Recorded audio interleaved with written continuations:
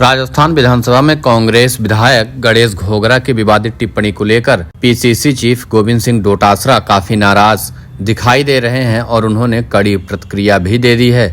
उन्होंने शनिवार को जोधपुर में प्रेस वार्ता संबोधित करते हुए कहा कि कांग्रेस विधायक का बयान गलत है, सदन में कोई भी अमर्यादित असंसदीय शब्दों का उपयोग न करे।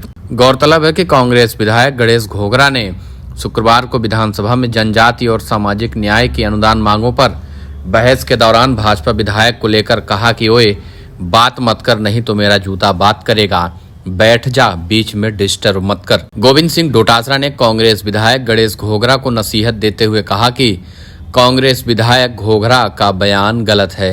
हमने उसी समय कह दिया था कि यह बात गलत है, चाहे वह सत्ता पक्ष हो या विपक्ष, सदन में कोई भी अमर्यादित और असंसदीय शब्दों का उपयोग नहीं करे।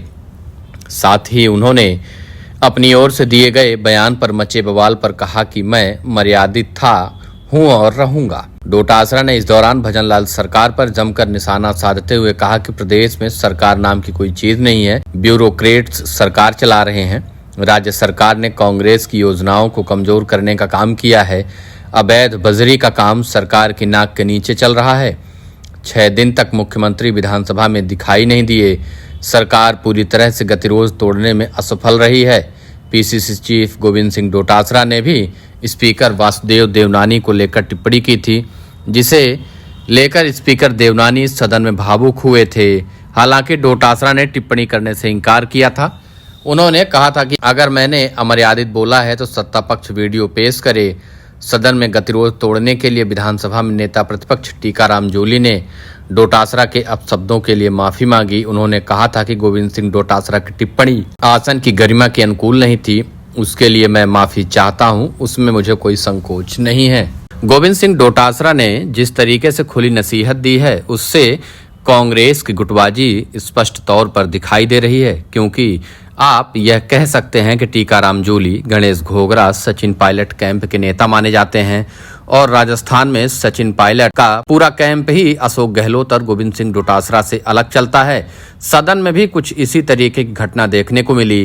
कहा गया कि गोविंद सिंह डोटासरा ने अपशब्दों का उपयोग किया, जबकि गोविंद सिंह डोटासरा खुलकर कह रहे हैं कि उन्होंने कोई अमर्यादित और अशब्द सदन में नहीं कहा। टीकाराम जूली उठकर गोविंद सिंह डोटासरा की तरफ से माफी मांग लेते हैं और उनके माफी मांगने के अंदाज से यह स्पष्ट हो जाता है कि गोविंद सिंह डोटासरा ने कुछ गलत ही कहा था। पूरी कांग्रेस पार्टी इस बात से स्तब्ध रह गई कि गोविंद सिंह डोटासरा तो अपने बात पर अड़े हुए हैं कि उन्होंने कोई बात नहीं कही, लेकिन टीकाराम जूली ने आखिरकार गोविंद सिंह डोटासरा की तरफ से खड़े होकर माफी क्यों मांगी।